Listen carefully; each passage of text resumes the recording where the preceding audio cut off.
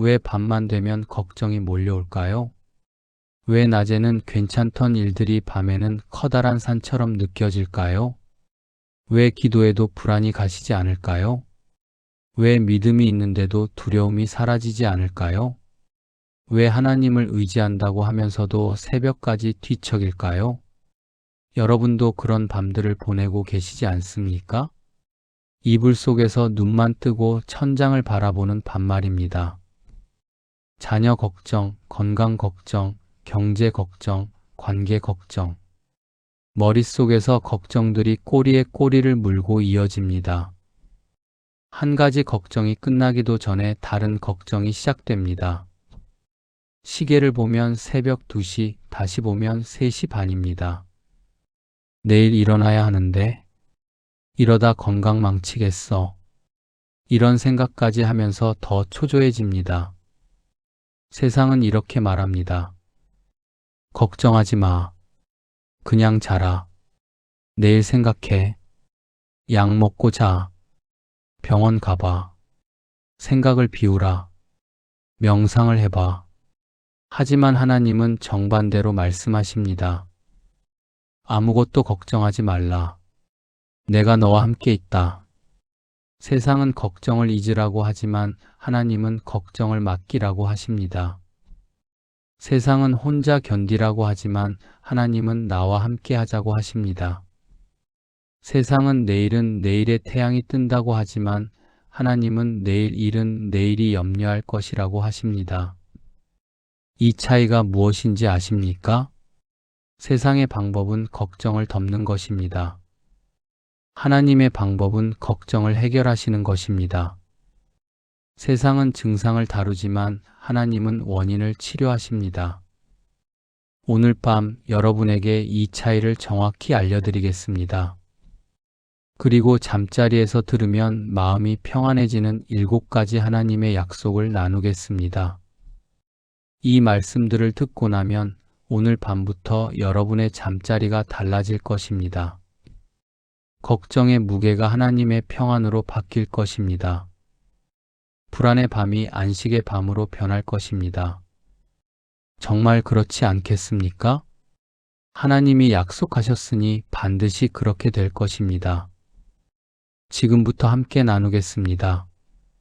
밤이 되면 모든 것이 달라집니다. 낮에는 괜찮던 일들이 밤에는 거대한 문제로 느껴집니다. 낮에는 할 수 있어라고 생각했던 일들이 밤에는 불가능해로 바뀝니다. 왜 그럴까요? 이건 여러분만의 문제가 아닙니다.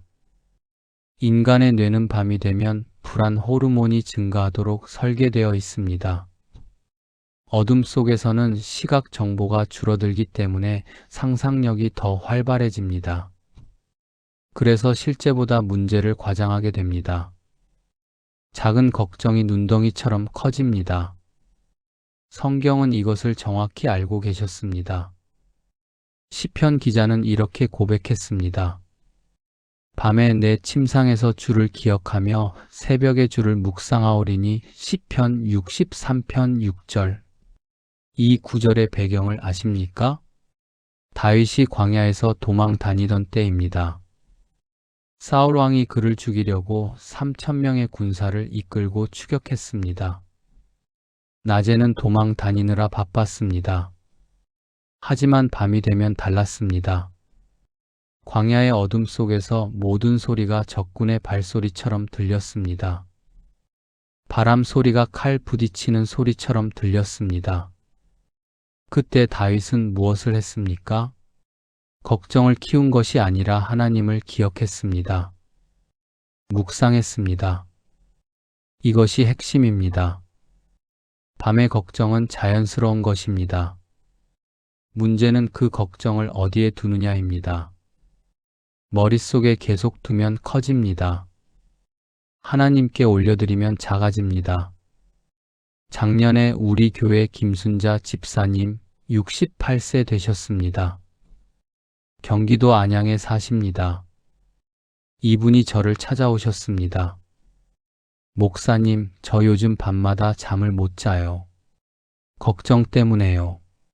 무슨 걱정이냐고 물었습니다. 큰아들이 사업이 안 되고 있어요.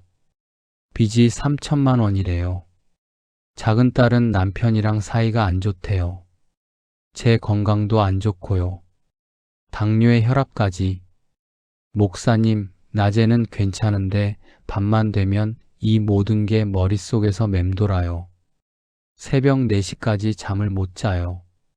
눈물을 흘리셨습니다.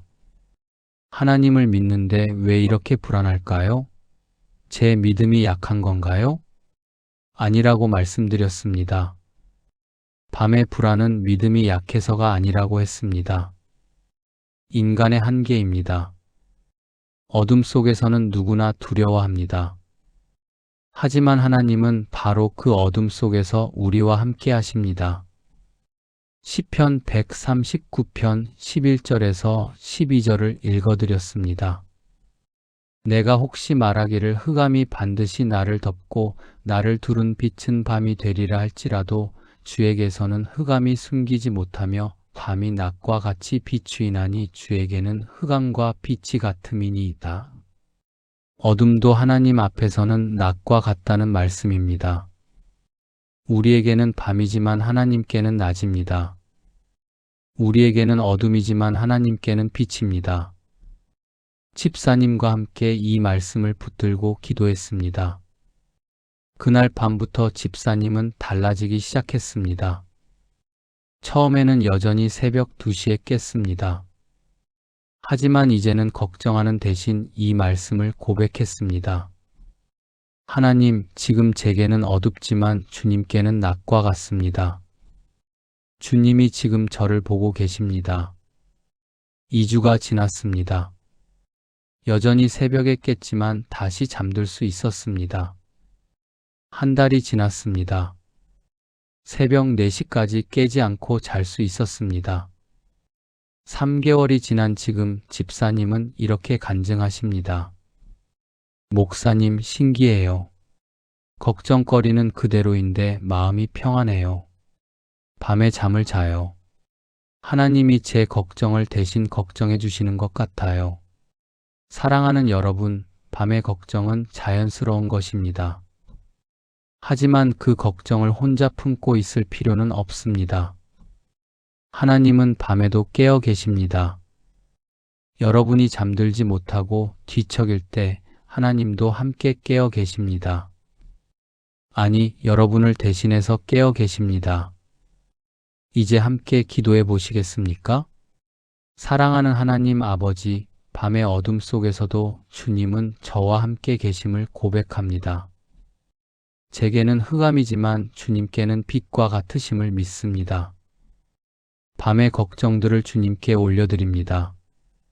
주님이 대신 걱정해 주시고 저는 주님의 평안 안에서 쉬게 하소서. 주님께는 흑암과 빛이 같으심을 신뢰합니다. 예수님의 이름으로 기도합니다. 아멘. 이 기도를 오늘 밤부터 고백해 보세요. 여러분의 밤이 달라지기 시작할 것입니다. 이제 2번째 약속으로 넘어가겠습니다. 하나님의 명령 중에 가장 이해하기 어려운 명령이 무엇일까요? 바로 걱정하지 말라는 명령입니다. 걱정거리가 산더미인데 어떻게 걱정하지 않을 수 있습니까? 내일 당장 병원비를 내야 하는데 어떻게 걱정하지 않습니까? 자녀가 방황하고 있는데 어떻게 걱정하지 않습니까? 건강검진 결과를 기다리고 있는데 어떻게 걱정하지 않습니까? 그런데 성경은 이렇게 말씀하십니다. 아무것도 염려하지 말고 다만 모든 일에 기도와 간구로 너희 구할 것을 감사함으로 하나님께 아뢰라. 그리하면 모든 지각에 뛰어난 하나님의 평강이 그리스도 예수 안에서 너희 마음과 생각을 지키시리라. 빌립보서 4장 6절에서 7절. 아무것도 염려하지 말라고 하셨습니다. 작은 것만 말고 큰 것은 괜찮다는 게 아닙니다. 급한 것만 말고 여유 있는 것은 괜찮다는 게 아닙니다. 아무것도 염려하지 말라고 하셨습니다. 이 말씀을 기록한 사도 바울의 상황을 아십니까?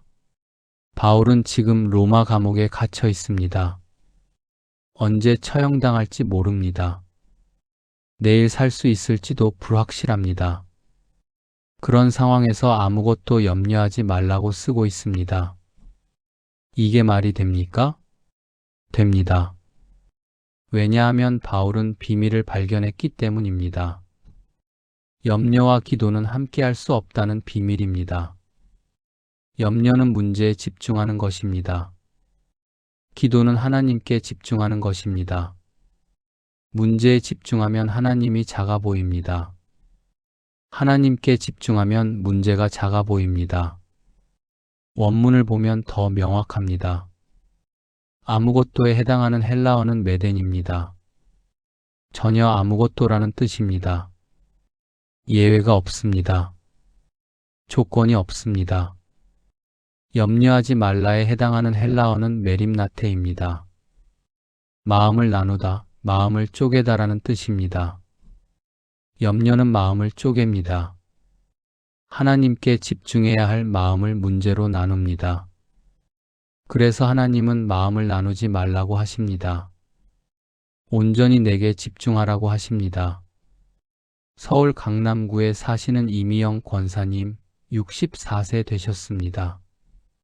작년 11월에 남편이 갑자기 쓰러지셨습니다. 뇌출혈이었습니다. 수술은 성공했지만 회복이 더딥니다. 병원비가 한 달에 500만 원씩 나갑니다. 자녀들도 각자 형편이 어렵습니다. 도와줄 수가 없습니다. 권사님이 밤마다 울었습니다. 하나님, 이 돈을 어떻게 마련합니까? 집을 팔아야 합니까? 그럼 우리는 어디서 살아야 합니까? 걱정이 걱정을 낳았습니다. 한 가지 문제가 10가지 문제를 만들었습니다. 그러던 어느 날 새벽 권사님이 이 말씀을 읽게 되었습니다. 빌립보서 4장 6절입니다. 아무것도 염려하지 말고. 권사님이 소리내어 울었습니다. 하나님, 어떻게 아무것도 염려하지 않습니까? 이 상황에서요?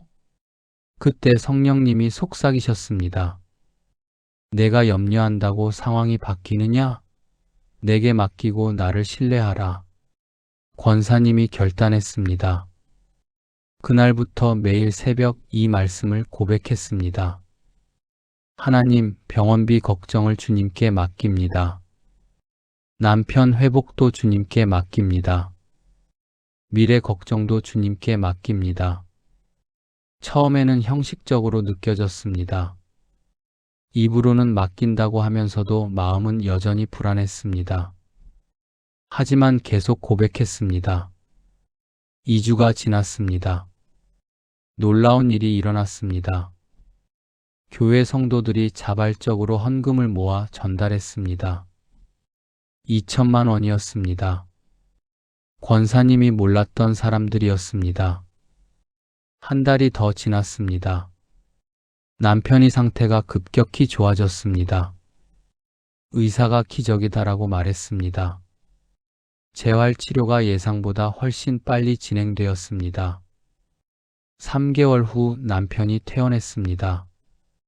병원비는 정부 지원과 교회의 도움으로 모두 해결되었습니다. 지금 권사님은 이렇게 간증하십니다. 제가 걱정했다면 아무것도 바뀌지 않았을 거예요. 하지만 하나님께 맡기니까 하나님이 모든 것을 해결하셨어요. 아무것도 염려하지 말라는 말씀이 정말 가능하다는 걸 알았어요. 사랑하는 여러분, 아무것도라는 단어를 기억하십시오.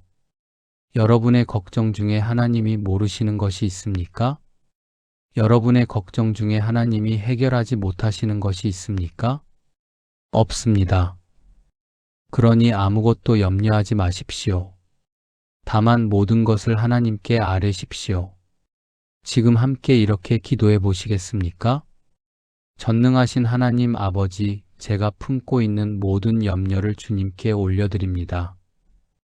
아무것도 염려하지 말라고 하신 주님의 말씀을 붙듭니다. 제 걱정거리는 크지만 주님은 더 크심을 고백합니다. 이제 제 마음을 문제로 나누지 않고 온전히 주님께 집중하겠습니다. 모든 일에 기도와 간구로 주님께 아뢰며 감사함으로 나아갑니다. 주님의 평강이 제 마음과 생각을 지켜주실 줄 믿습니다. 예수님의 이름으로 기도합니다. 아멘. 오늘 밤 이 기도를 침대에 누워서 다시 한번 고백해 보세요. 세 번째 약속으로 넘어가겠습니다. 하나님께 맡기라는 말 많이 들어보셨죠? 그런데 정확히 어떻게 맡기는 건가요? 교회에서는 맡기라고만 하지 어떻게 맡기는지는 잘 안 가르쳐 줍니다. 그래서 많은 분들이 혼란스러워 합니다. 맡기는 것과 포기하는 것이 뭐가 다른가요? 맡기고도 준비하는 것과 맡기지 않은 것의 차이는 뭔가요? 오늘 이것을 명확히 알려드리겠습니다. 성경에 구체적인 방법이 나옵니다. 너희 염려를 다 주께 맡기라 이는 그가 너희를 돌보심이라. 베드로전서 5장 7절. 맡기라에 해당하는 헬라어는 에피립산테스입니다. 던지다, 내려놓다라는 뜻입니다. 단순히 생각만 하는 게 아닙니다. 실제로 행동하는 것입니다. 무거운 짐을 등에서 내려놓는 동작입니다. 베드로가 이 편지를 쓸 때 생각한 장면이 있습니다. 당시 로마 제국의 우편 시스템입니다. 편지를 보내려면 우편 배달부에게 맡깁니다. 그냥 마음으로만 맡기는 게 아닙니다. 실제로 손에 들고 있던 편지를 배달부의 가방에 넣습니다. 그리고 손을 뗍니다. 이제 그 편지는 배달부의 책임입니다. 보낸 사람이 걱정할 필요가 없습니다. 배달부가 알아서 목적지까지 가져다 줍니다. 염려를 맡긴다는 것도 같습니다. 마음으로만 맡기는 게 아닙니다. 실제로 손에서 놓는 것입니다. 그렇다면 구체적으로 어떻게 할까요? 세 가지 단계가 있습니다. 첫째, 염려를 구체적으로 말로 표현하십시오. 막연한 불안이 아니라 정확히 무엇이 걱정인지 하나님께 말씀드리는 것입니다. 하나님, 저는 지금 자녀의 대학 등록금 800만 원이 걱정입니다. 하나님, 저는 지금 건강검진 결과가 나쁠까봐 두렵습니다. 구체적으로 말하면 염려가 명확해집니다. 둘째, 그것을 하나님께 의도적으로 넘기겠다고 선포하십시오. 하나님, 이 염려를 제가 더 이상 붙들고 있지 않겠습니다. 주님께 드립니다. 마치 손에 들고 있던 물건을 내려놓듯이 말하는 것입니다. 셋째, 하나님이 그것을 받으셨음을 믿고 감사하십시오. 하나님, 이제 이것은 제 문제가 아니라 주님의 문제입니다. 주님이 해결해 주실 줄 믿습니다. 감사합니다. 이 세 단계가 핵심입니다. 구체적으로 말하고 의도적으로 넘기고 믿음으로 감사하는 것입니다. 부산 해운대구에 사시는 박정희 집사님 58세 되셨습니다. 딸이 결혼을 앞두고 있었습니다. 예식장 예약도 하고 청첩장도 돌렸습니다. 그런데 결혼 한 달 전에 예비 사위가 사업 실패로 빚이 8천만 원 생겼다고 했습니다.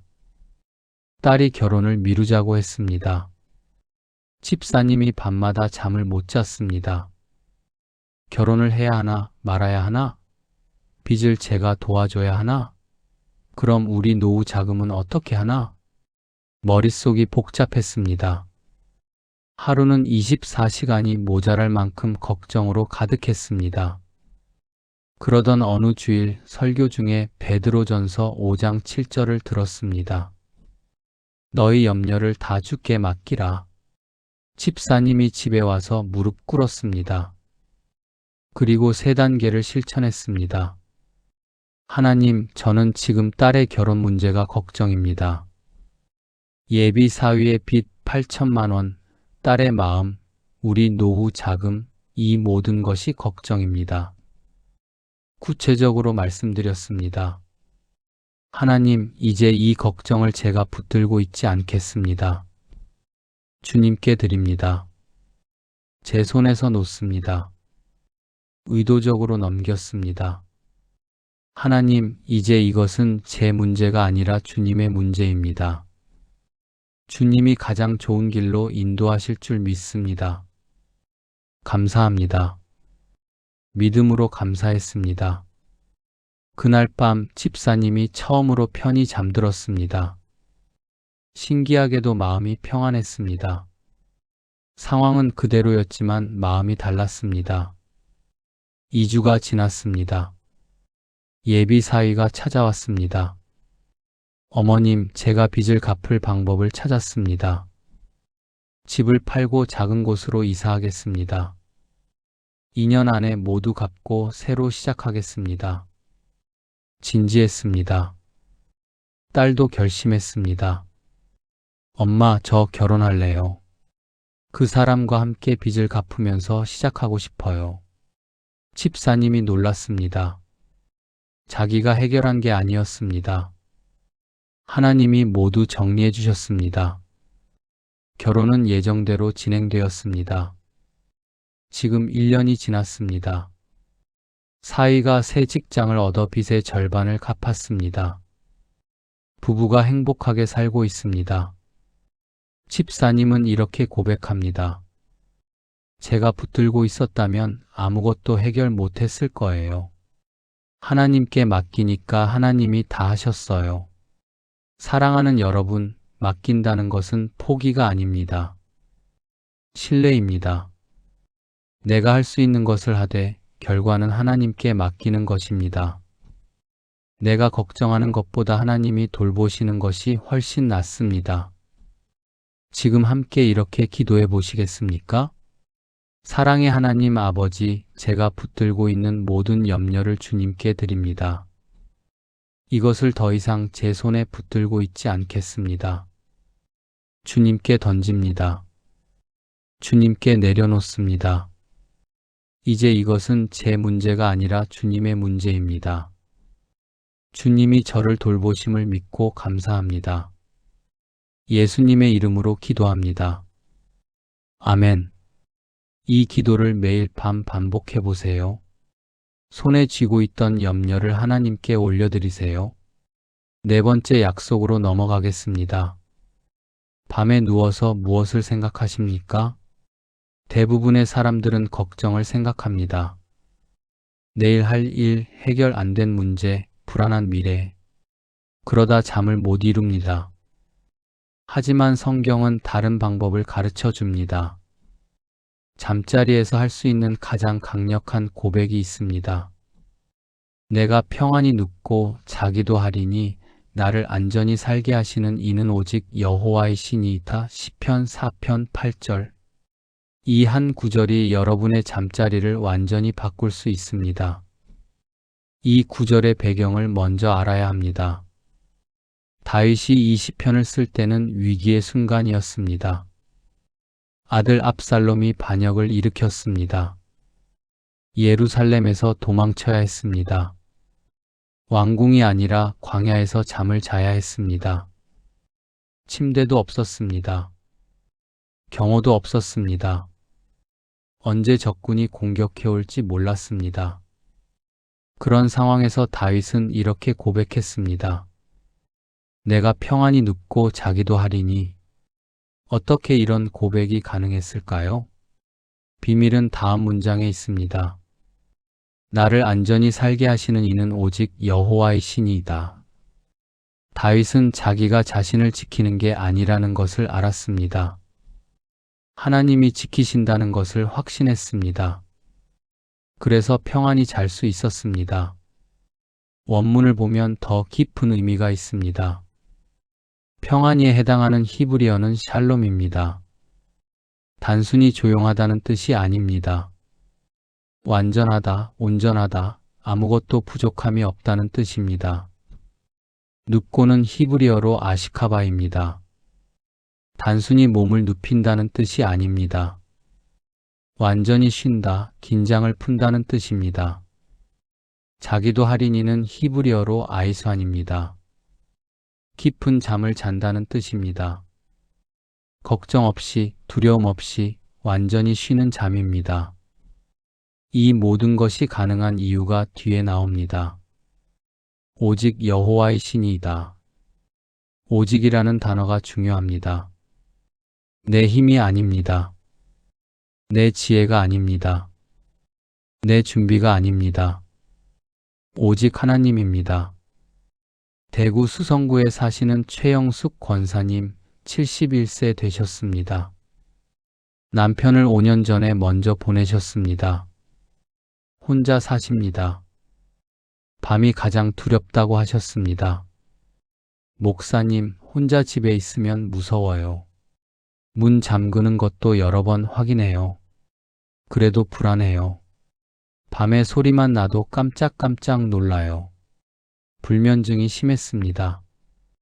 수면제를 먹어도 잘 안 됐습니다. 새벽 3시, 4시까지 깨어 있었습니다. TV를 보다가 책을 읽다가 그냥 시간을 보냈습니다. 건강이 나빠졌습니다. 낮에 졸고 밤에 못 자고 악순환이 계속됐습니다. 어느 날 신방을 갔습니다. 권사님과 함께 시편 4편 8절을 읽었습니다. 내가 평안히 눕고 자기도 하리니 나를 안전히 살게 하시는 이는 오직 여호와의 신이이다.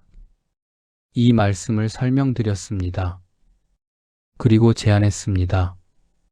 권사님, 오늘 밤부터 침대에 누우면 이 말씀을 10번 고백해 보세요. 크게 소리 내서요. 권사님이 그날 밤 실천했습니다. 침대에 누워서 10번 고백했습니다. 내가 평안히 눕고 자기도 하리니 나를 안전히 살게 하시는 이는 오직 여호와의 신이이다. 처음엔 그냥 말일 뿐이었습니다. 하지만 계속 반복하니까 달라졌습니다. 5번째쯤 되니까 마음이 조금 진정됐습니다. 10번째쯤 되니까 평안이 찾아왔습니다. 그날 밤 새벽 1시에 잠들었습니다. 전보다 2시간이나 빨랐습니다. 다음날 밤도 같은 방법으로 했습니다. 이번엔 12시 반에 잠들었습니다. 일주일이 지났습니다. 11시에 잠들 수 있었습니다. 2주일이 지났습니다. 10시 반에 잠드는 날도 있었습니다. 한 달이 지났습니다. 권사님이 전화하셨습니다. 목사님, 신기해요. 이제 밤이 안 무서워요. 말씀을 고백하면 정말 평안이 와요. 하나님이 저를 지키신다는 게 느껴져요. 3개월이 지난 지금 권사님은 매일 밤 10시에 주무십니다. 아침 6시에 일어나십니다. 8시간을 푹 주무십니다. 건강도 좋아지셨습니다. 낮에 활기가 생겼습니다. 권사님은 이렇게 간증하십니다. 말씀이 정말 능력이에요. 한 구절이 제 인생을 바꿨어요.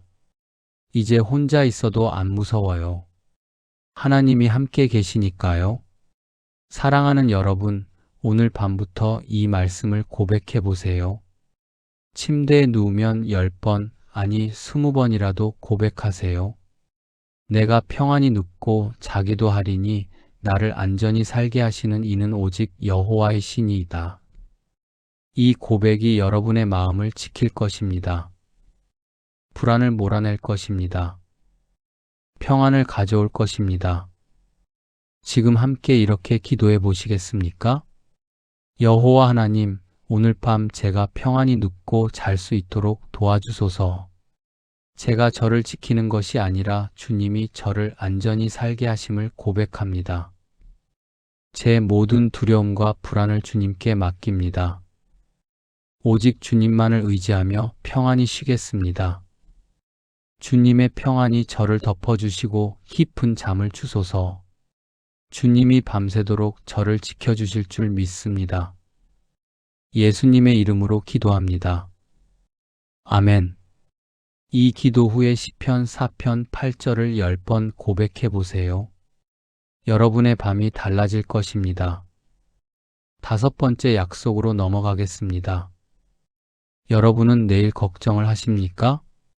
대부분의 사람들이 오늘보다 내일을 더 걱정합니다. 내일 일어날 일, 다음 주 일어날 일, 내년에 일어날 일. 아직 일어나지도 않은 일을 걱정하느라 오늘을 잃어버립니다. 예수님은 이것에 대해 명확하게 말씀하셨습니다.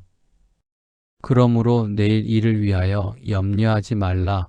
내일 일은 내일이 염려할 것이요 한날의 괴로움은 그 날로 족하니라. 마태복음 6장 34절. 이 말씀이 산상수훈의 마지막 부분입니다. 예수님이 염려에 대해 가장 긴 설교를 하신 부분입니다. 먼저 25절에서 31절까지 무엇을 먹을까, 무엇을 입을까 염려하지 말라고 하셨습니다. 공중의 새를 보라, 들의 백합화를 보라고 하셨습니다. 하나님이 먹이시고 입히신다고 하셨습니다. 그리고 34절에서 결론을 내리십니다. 내일 일을 위하여 염려하지 말라. 왜 그럴까요? 3가지 이유가 있습니다. 첫째, 내일 일은 내일이 염려할 것이요. 내일 일은 내일 생각하라는 뜻이 아닙니다. 내일 일은 내일 되면 해결책이 생긴다는 뜻입니다. 오늘은 오늘의 지혜가 있고 내일은 내일의 지혜가 있습니다. 오늘 내일의 문제를 걱정해봐야 내일의 지혜는 아직 없습니다. 둘째, 한날의 괴로움은 그날로 족하니라. 오늘 하루의 문제만으로도 충분히 힘듭니다. 거기에 내일의 문제까지 더하면 감당할 수 없습니다. 오늘 짐에 내일 짐까지 더하면 무너집니다. 셋째, 대부분의 걱정은 일어나지 않습니다. 연구에 따르면 우리가 걱정하는 일의 85%는 실제로 일어나지 않습니다. 15%만 일어나는데 그중 79%는 우리가 예상한 것보다 덜 나쁩니다. 결국 우리 걱정의 97%는 쓸데없는 걱정입니다. 인천 남동구에 사시는 정수진 집사님, 55세 되셨습니다. 작년에 회사에서 명예퇴직 대상자 명단에 올랐습니다. 아직 확정은 아니었습니다. 하지만 집사님은 매일 걱정했습니다. 퇴직하면 어떡하지? 재취업은 할 수 있을까? 대출금은 어떻게 갚지? 자녀 대학 등록금은? 노후 준비는? 한 가지 걱정이 10가지 걱정을 낳았습니다. 아직 일어나지도 않은 일들입니다. 밤마다 시나리오를 만들었습니다. 최악의 상황을 상상했습니다. 스트레스로 위험이 생겼습니다. 혈압이 올라갔습니다. 집사님이 새벽 기도회에 나왔습니다. 그날 말씀이 마태복음 6장 34절이었습니다. 내일 일을 위하여 염려하지 말라. 설교를 들으면서 눈물이 났습니다. 내가 지금 뭐 하고 있는 거지? 아직 일어나지도 않은 일을 걱정하고 있구나. 그날부터 집사님이 결단했습니다. 내일 걱정은 내일 하기로 했습니다. 오늘은 오늘 할 일만 하기로 했습니다. 처음에는 어려웠습니다. 습관적으로 미래 걱정이 떠올랐습니다. 그때마다 마태복음 6장 34절을 외웠습니다. 내일 일을 위하여 염려하지 말라. 내일 일은 내일이 염려할 것이요. 2주가 지났습니다. 집에 퇴직 통보가 왔습니다. 예상했던 일이었지만 막상 받으니 충격이었습니다. 하지만 이상하게 평안했습니다. 지금 이 순간 내가 할 일이 뭐지? 생각했습니다. 퇴직금 정리, 이력서 준비, 재취업, 교육 신청. 오늘 할 일들을 하나씩 했습니다. 한 달이 지났습니다. 예상치 못한 연락이 왔습니다. 전 직장 거래처에서 스카우트 제의를 했습니다. 연봉은 전 직장과 비슷했습니다. 근무 환경은 더 좋았습니다. 집사님이 깜짝 놀랐습니다. 그 회사는 생각해 본 적도 없는 곳이었습니다. 2개월 후 새 직장에 출근했습니다. 지금 6개월이 지났습니다. 집사님은 이렇게 간증합니다. 제가 한 달 동안 걱정했던 일들 중 실제로 일어난 건 하나도 없어요. 하나님이 제가 상상도 못한 길로 인도하셨어요. 내일 일을 위하여 염려하지 말라는 말씀이 정말 맞았어요. 사랑하는 여러분, 내일 일을 오늘 걱정하지 마십시오. 내일은 내일의 은혜가 있습니다. 내일은 내일의 지혜가 있습니다. 내일은 내일의 능력이 있습니다. 오늘은 오늘 주신 하루를 살아가십시오. 하루하루가 하나님의 선물입니다. 지금 함께 이렇게 기도해 보시겠습니까? 사랑하는 하나님 아버지, 내일 일을 위하여 염려하지 않기로 결단합니다. 내일은 내일이 염려할 것임을 믿습니다. 오늘 하루의 괴로움으로 족합니다. 내일의 짐까지 더하지 않겠습니다. 오늘 주신 은혜로 오늘을 살아가겠습니다. 내일은 주님께서 책임져 주실 줄 믿습니다. 하루하루 주님의 인도하심을 따라가겠습니다. 예수님의 이름으로 기도합니다. 아멘. 오늘 밤 내일 걱정이 떠오르면 이 기도를 다시 하십시오. 그리고 오늘에 집중하십시오. 6번째 약속으로 넘어가겠습니다. 세상의 평안과 하나님의 평안은 다릅니다. 세상의 평안은 환경이 좋아야 생깁니다. 문제가 해결되어야 평안합니다. 걱정거리가 없어야 평안합니다. 하지만 하나님의 평안은 다릅니다. 환경과 상관없이 옵니다. 문제가 있어도 평안합니다. 걱정거리가 있어도 평안합니다. 이것이 초자연적 평안입니다. 빌립보서 4장 7절이 이것을 설명합니다. 그리하면 모든 지각에 뛰어난 하나님의 평강이 그리스도 예수 안에서 너희 마음과 생각을 지키시리라. 모든 지각에 뛰어난이라는 표현이 중요합니다. 헬라어로 휘페레쿠사입니다. 초월하다, 넘어서다라는 뜻입니다. 인간의 이해를 초월하는 평안입니다. 논리적으로 설명할 수 없는 평안입니다. 상황은 여전히 어려운데 마음은 평안합니다. 문제는 해결 안 됐는데 불안이 없습니다. 이게 말이 됩니까? 안 됩니다. 그래서 모든 지각에 뛰어난 평안입니다. 세상 사람들이 이해 못하는 평안입니다. 어떻게 저런 상황에서 평안할 수 있어? 설명할 수 없습니다. 하나님이 주신 평안이기 때문입니다. 이 평안의 특징이 2가지 있습니다. 첫째, 마음을 지킵니다. 지킨다는 헬라어는 프루레오입니다. 군대 용어입니다. 보초를 서다, 경비하다라는 뜻입니다. 하나님의 평안이 우리 마음에 보초를 섭니다. 근심이 들어오려고 하면 막습니다. 두려움이 침입하려고 하면 막습니다. 불안이 공격하려고 하면 막습니다. 둘째, 생각을 지킵니다. 마음만이 아니라 생각까지 지킵니다. 부정적 생각이 들어오지 못하게 합니다. 최악의 시나리오를 만들지 못하게 합니다. 걱정의 악순환을 끊어버립니다. 광주 서구에 사시는 김미라 권사님 62세 되셨습니다. 1년 전에 유방암 진단을 받으셨습니다. 3기였습니다. 수술을 해야 했습니다. 항암 치료를 받아야 했습니다. 권사님이 무너졌습니다. 하나님, 왜 저한테 이런 일이 일어나나요?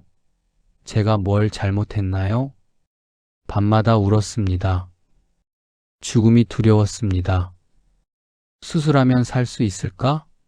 항암 치료 견딜 수 있을까? 재발하면 어떡하지?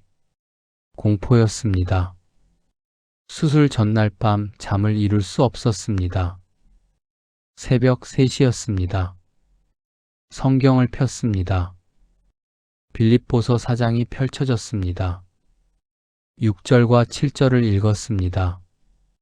아무것도 염려하지 말고 다만 모든 일에 기도와 간구로 너희 구할 것을 감사함으로 하나님께 아뢰라. 그리하면 모든 지각에 뛰어난 하나님의 평강이 그리스도 예수 안에서 너희 마음과 생각을 지키시리라. 권사님이 무릎 꿇었습니다. 하나님, 저 너무 무서워요. 하지만 주님께 이 모든 것을 아뢰겠습니다. 수술 결과도 항암 치료도 제 생명도 모두 주님께 맡깁니다.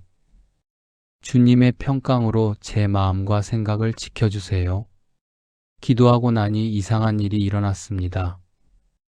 평안이 찾아왔습니다. 설명할 수 없는 평안이었습니다. 상황은 그대로였습니다. 내일 수술 받아야 했습니다.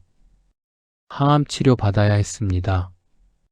미래는 여전히 불확실했습니다. 하지만 마음이 평안했습니다. 두려움이 사라졌습니다. 권사님이 그대로 잠들었습니다. 아침 6시에 일어났을 때도 평안했습니다. 수술실에 들어갈 때도 평안했습니다. 수술은 성공적이었습니다. 항암 치료가 시작되었습니다. 힘들었습니다. 머리카락이 빠졌습니다. 구토가 심했습니다. 하지만 권사님의 마음은 평안했습니다. 이상해요. 이렇게 힘든데 마음이 평안해요. 하나님의 평안이 정말 있어요. 6개월의 항암 치료가 끝났습니다. 검사 결과 암세포가 거의 사라졌습니다. 의사가 놀랐습니다. 기적이에요. 이렇게 잘 반응하는 경우는 드물어요. 지금 1년이 지났습니다. 권사님은 완전히 회복되셨습니다. 재발 없습니다. 권사님은 이렇게 간증합니다. 암보다 더 무서운 게 두려움이었어요. 하지만 하나님의 평안이 그 두려움을 몰아냈어요. 모든 지각에 뛰어난 평안이 정말 있어요. 설명할 수 없지만 경험했어요. 사랑하는 여러분, 하나님의 평안은 환경을 바꾸지 않습니다. 여러분을 바꿉니다.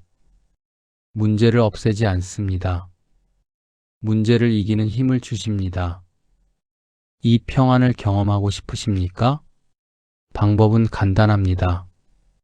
모든 것을 하나님께 아뢰는 것입니다. 기도와 간구로, 감사함으로 아뢰는 것입니다. 그러면 하나님의 평안이 여러분의 마음과 생각을 지킬 것입니다. 지금 함께 이렇게 기도해 보시겠습니까? 전능하신 하나님 아버지, 제게 모든 지각에 뛰어난 주님의 평강을 부어주소서. 환경은 어렵지만 마음은 평안하게 하소서. 문제는 있지만 두려움은 없게 하소서. 주님의 평안이 제 마음과 생각을 보초처럼 지켜주시길 간구합니다. 근심이 들어오지 못하게 막아주시고 두려움이 침입하지 못하게 막아주소서. 세상이 이해 못하는 초자연적 평안을 경험하게 하소서. 그리스도 예수 안에서 이 평안을 누리며 살아가겠습니다. 예수님의 이름으로 기도합니다. 아멘. 이 기도를 매일 밤 드려보세요. 하나님의 평안이 여러분을 지킬 것입니다. 7번째 마지막 약속으로 넘어가겠습니다. 마지막 약속입니다. 가장 강력한 약속입니다. 시편 127편 2절입니다. 너희가 일찍이 일어나고 늦게 누우며 수고의 떡을 먹음이 헛되도다. 그러므로 여호와께서 그의 사랑하시는 자에게는 잠을 주시는도다. 이 구절이 무엇을 말하고 있습니까? 잠은 우리가 얻는 것이 아니라 하나님이 주시는 것입니다. 선물입니다. 은혜입니다. 우리 노력의 결과가 아닙니다. 하나님의 사랑의 표현입니다. 여호와께서 그의 사랑하시는 자에게는 잠을 주시는도다. 이 말씀의 배경이 중요합니다. 이 시편은 솔로몬이 쓴 것으로 알려져 있습니다. 솔로몬은 성전을 건축했습니다. 7년이 걸렸습니다. 하루에 몇만 명이 일했습니다. 돌 하나하나를 정확하게 다듬었습니다. 기둥 하나하나를 정교하게 세웠습니다. 엄청난 노력이 필요했습니다. 하지만 솔로몬은 깨달았습니다. 여호와께서 집을 세우지 아니하시면 세우는 자의 수고가 헛되며 시편 127편 1절 아무리 열심히 일해도 하나님이 함께하지 않으면 헛됩니다. 아무리 일찍 일어나고 늦게 자도 하나님의 은혜 없이는 아무것도 이룰 수 없습니다. 오히려 하나님은 그의 사랑하시는 자에게 잠을 주십니다. 쉼을 주십니다. 회복을 주십니다. 이것이 하나님의 방법입니다. 세상은 더 일하라, 더 노력하라, 덜 자라고 말합니다. 하지만 하나님은 쉬어라, 잠을 자라, 내가 일하겠다고 말씀하십니다. 원문을 보면 더 깊은 의미가 있습니다. 잠을 주시는 도다의 히브리어는 이텐 쉐나입니다. 단순히 잠을 주신다는 뜻이 아닙니다. 선물로 주신다, 거저 주신다는 뜻입니다. 대가 없이 주시는 것입니다. 조건 없이 주시는 것입니다. 여러분이 완벽하지 않아도 주십니다. 여러분이 충분히 일하지 않았어도 주십니다. 여러분이 자격이 없어도 주십니다. 왜요? 여러분이 사랑하시는 자이기 때문입니다. 서울 강서구에 사시는 박순옥 집사님 66세 되셨습니다. 평생 일만 하고 사셨습니다. 젊었을 때는 공장에서 일하셨습니다. 결혼해서는 남편 사업 도우며 일하셨습니다. 자녀 키우며 식당도 운영하셨습니다. 은퇴한 지금도 손주들 돌보며 바쁘십니다. 집사님의 평균 수면 시간은 4시간이었습니다. 새벽 5시에 일어나 밤 1시에 주무셨습니다. 잠자는 게 아깝다고 하셨습니다. 할 일이 너무 많다고 하셨습니다. 건강이 나빠졌습니다. 늘 피곤했습니다. 면역력이 떨어져 자주 아팠습니다. 그러던 어느 날 새벽 기도회에서 시편 127편 2절을 들었습니다. 여호와께서 그의 사랑하시는 자에게는 잠을 주시는도다. 충격이었습니다. 잠이 하나님의 선물이라고? 내가 지금까지 선물을 거부하고 있었구나. 그날부터 집사님이 바뀌었습니다. 밤 11시에 주무시기로 했습니다. 할 일이 남아 있어도 내려놓았습니다. 하나님, 오늘은 여기까지입니다. 나머지는 내일 하겠습니다. 주님이 주시는 잠을 감사히 받겠습니다. 처음에는 어색했습니다. 일찍 누우니 잠이 안 왔습니다. 뭔가 해야 할 것 같았습니다. 하지만 계속 실천했습니다. 하나님이 주시는 선물을 받는 거야. 일주일이 지났습니다. 11시에 누우면 11시 반에 잠들었습니다. 2주일이 지났습니다. 아침에 일어날 때 몸이 가벼웠습니다. 한 달이 지났습니다. 피곤함이 사라졌습니다. 감기도 안 걸렸습니다. 3개월이 지난 지금 집사님은 매일 7시간을 주무십니다. 신기하게도 오히려 일이 더 잘 됩니다. 4시간 자고 20시간 일하던 때보다 7시간 자고 17시간 일하는 지금이 더 효율적입니다. 집중력이 좋아졌습니다. 판단력이 좋아졌습니다. 건강이 좋아졌습니다. 집사님은 이렇게 간증합니다. 잠이 게으름이 아니라 하나님의 선물이라는 걸 이제야 알았어요. 하나님이 사랑하시는 자에게 주시는 선물이에요. 그 선물을 받으니까 모든 게 달라졌어요. 사랑하는 여러분, 잠을 자는 것이 죄책감 드십니까? 더 일해야 할 것 같습니까? 잠을 줄여야 할 것 같습니까? 아닙니다. 잠은 하나님이 주시는 선물입니다. 하나님이 여러분을 사랑하신다는 증거입니다. 하나님은 여러분이 쉬기를 원하십니다. 회복되기를 원하십니다. 건강하기를 원하십니다. 그래서 잠을 주십니다. 이 선물을 감사히 받으십시오. 오늘 밤부터 이렇게 고백해 보세요. 하나님, 잠은 주님이 주시는 선물입니다. 감사히 받겠습니다. 죄책감 없이 편히 주무십시오. 하나님이 허락하신 시간입니다. 지금 함께 이렇게 기도해 보시겠습니까? 사랑의 하나님 아버지, 잠이 주님이 주시는 선물임을 고백합니다. 제가 주님의 사랑하시는 자임을 믿습니다. 주님께서 저에게 쉼을 주시고 회복을 주시기 원하심을 압니다. 오늘 밤 주님이 주시는 잠을 감사히 받겠습니다. 죄책감 없이, 불안 없이 평안히 쉬겠습니다. 주님이 저를 사랑하셔서 잠을 선물로 주심을 믿고 감사드립니다. 깊은 잠 속에서 완전히 회복되게 하소서. 예수님의 이름으로 기도합니다. 아멘. 지금까지 나눈 7가지 말씀을 하나의 기도로 드리겠습니다. 함께 기도하시겠습니까? 전능하시고 사랑이 많으신 하나님 아버지, 오늘 이 밤 주신 놀라운 약속들을 감사드립니다.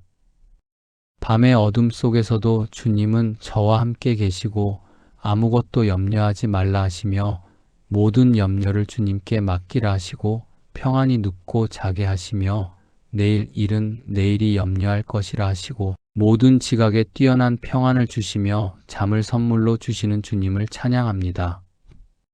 저는 고백합니다. 주님께는 흑암과 빛이 같으시며 제게는 밤이지만 주님께는 낮과 같으심을 믿습니다. 아무것도 전혀 아무것도 염려하지 않고 모든 것을 주님께 아뢰 것입니다. 제 모든 염려를 주님께 던지고 내려놓으며 주님이 저를 돌보심을 신뢰합니다. 평안히 눕고 자리니 오직 여호와께서만 저를 안전히 살게 하심을 고백합니다. 내일 일은 내일이 염려할 것이요 한날의 괴로움은 그날로 족함을 압니다. 주님의 평강이 제 마음과 생각을 보초처럼 지켜주시고 근심과 두려움이 침입하지 못하게 막아주심을 믿습니다. 잠은 제가 얻는 것이 아니라 주님이 사랑하시는 자에게 주시는 선물임을 고백합니다. 오늘 밤부터 저와 제 가족이 이 7가지 약속 안에서 평안히 쉬게 하소서. 이 말씀이 우리 집의 밤을 지키는 파수꾼이 되게 하시고 우리 삶의 평안이 되게 하소서. 걱정 대신 평안을, 불안 대신 확신을, 두려움 대신 쉼을 주소서. 우리의 밤을 회복의 시간으로 만드시고 깊은 잠 속에서 완전히 새롭게 하소서. 모든 지각에 뛰어난 주님의 평강으로 우리를 덮어주시고 아침에 일어날 때 새 힘을 주소서. 이 모든 것이 주님의 약속이심을 믿고 신뢰하며 의지합니다. 살아계신 예수 그리스도의 이름으로 기도합니다. 아멘. 사랑하는 여러분, 오늘 우리가 함께 나눈 7가지 약속을 기억하십니까? 첫째, 밤의 어둠 속에서도 하나님은 우리와 함께 계십니다. 둘째, 하나님은 아무것도 염려하지 말라고 하셨습니다. 셋째, 염려를 하나님께 던지고 내려놓으면 됩니다. 넷째, 잠자리에서 평안히 눕고 자기도 하리니 고백하십시오. 다섯째, 내일 일은 내일이 염려할 것입니다. 여섯째, 하나님의 평안은 모든 지각에 뛰어납니다. 일곱째, 잠은 하나님이 사랑하시는 자에게 주시는 선물입니다. 이 7가지가 여러분의 밤을 완전히 바꿀 것입니다. 오늘 밤부터 실천해 보세요. 침대에 누우면 시편 4편 8절을 10번 고백하세요. 내가 평안히 눕고 자기도 하리니 나를 안전히 살게 하시는 이는 오직 여호와의 신이이다. 그리고 오늘 함께 나눈 기도문을 다시 한번 드려보세요. 여러분의 마음이 평안해질 것입니다. 불안이 사라질 것입니다. 깊은 잠을 주실 것입니다. 이 영상이 도움이 되셨다면 좋아요 버튼을 눌러주세요. 댓글로 여러분의 간증을 나눠주세요. 오늘 밤부터 실천하겠습니다라고 고백해 주세요. 구독과 알림 설정으로 다음 영상도 함께 해주세요. 여러분의 밤이 평안으로 가득하기를 축복합니다. 여러분의 잠자리가 하나님의 안식처가 되기를 축복합니다. 하나님의 평강이 여러분의 마음과 생각을 지키시기를 축복합니다. 사랑합니다. 안녕히 주무세요. 하나님의 평안 안에서